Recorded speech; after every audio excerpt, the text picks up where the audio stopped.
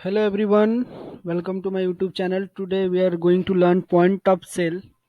Point of sale होता क्या है, आज हम लोग ये सीखने वाले हैं इस वीडियो में कि पॉइंट ऑफ सेल का यूज़ कहाँ पे हम लोग करते हैं और एडवांटेज क्या है पॉइंट ऑफ सेल सिस्टम्स का। ओके, तो पॉइंट ऑफ सेल क्या होता है कि point of sale invoice features allows you to create invoices at a point of sale and to collect payment from your customers.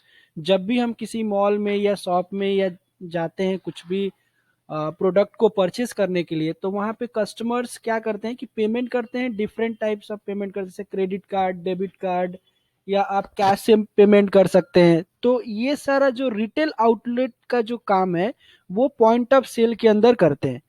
Okay, POS system क्या है? POS system सबसे ज़्यादा use होता है रिटेल आउटलेट में। Point of sale system is a computerized cash register which add up the sales totals, calculate the balance to be returned to buyer and adjust the inventory labels to reflect the quantity sold. Okay, तो point of cell में हम ये सब चीज़ कर सकते हैं। आप अपने स्टॉक समरी को मेंटेन कर सकते हैं, आपके गोडाउन में कितना स्टॉक बचा हुआ है, और कैश रजिस्टर को आप हैंडल कर सकते हैं पॉइंट ऑफ सेल को यूज़ करके। ओके, तो एडवांटेज क्या है पॉइंट ऑफ सेल्स का? It helps to calculate sales and operate the cash drawer, it manage inventory and barcode scanner operations, it helps you track product movement and the cost to push the brands over theirs. तो ये सारा चीज advantage है point of sales का। Okay, अब हम लोग कुछ प्रैक्टिकल वीडियो से समझते हैं कि पॉइंट ऑफ सेल होता क्या है। सबसे पहले पॉइंट ऑफ सेल में हम लोग क्या करेंगे, वाउचर्स को क्रिएट करेंगे। वाउचर्स देन क्रिएट, यहाँ पे हमको लिखना है point of sale invoice. POS हमेशा किसके अंडर में आता है? सेल्स का ये पार्ट है, तो सेल्स के अंदर आएगा। नरेशन इन वाउचर यस होगा, प्रिंट वाउचर आफ्टर सेविंग ये यस होगा। यूज फॉर पीओएस इनवॉइस, जब भी आप कुछ प्रोडक्ट परचेस करके बिल का जो ऑप्शन आता है, जो मुझे जो बिल इनवॉइस मिलता है उस पर आप देखना हमेशा लिखा रहता है कि थैंक यू, विजिट अगेन। तो ये सारा जो डायलॉग बॉक्स में जो मैसेज सारा लिखा रहता है वो चीज़ हम लोग कैसे ऐड करते हैं, कैसे बनाते हैं, ये चीज़ हम लोग आज पीओएस में जानेंगे। तो use for POS invoice yes कर दीजिएगा, यहाँ पे message print thank you, then print message to visit again. यहाँ पे हम पीओएस इनवॉइस लिख देंगे। गेट ऑल्टर डिक्लेरेशन, ये बाय डिफॉल्ट हमें टैली दिया रहता है।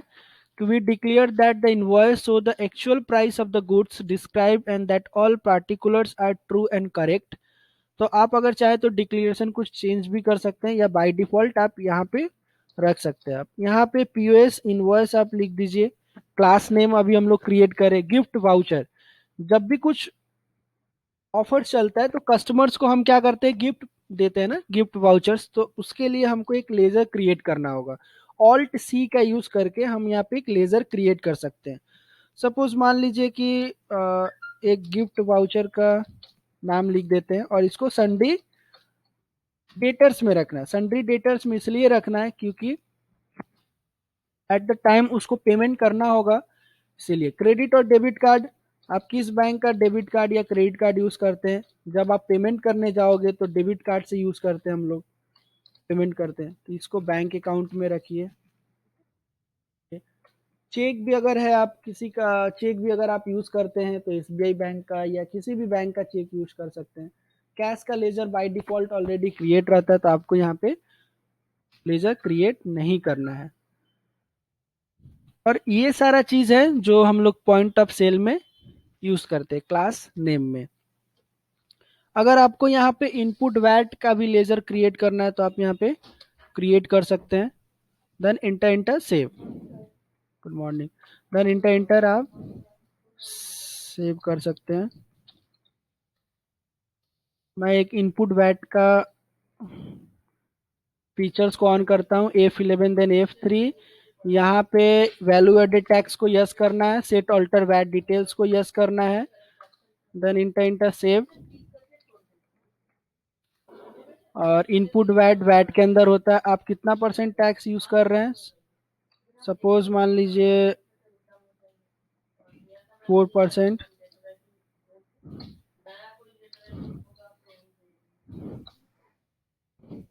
ऑल्ट सी, सेल्स कर रहे हैं, पहले सेल्स का लेजर बना लेते हैं। ये यस होगा। यहाँ पे nature of transaction sales taxable, आप 4% टैक्स चार्ज कर रहे हैं तो यहाँ पे लिख दीजिए 4%। देन यहाँ पे आउटपुट वैट, जब भी हम सेल्स में हमेशा हम आउटपुट वैट का यूज करते हैं।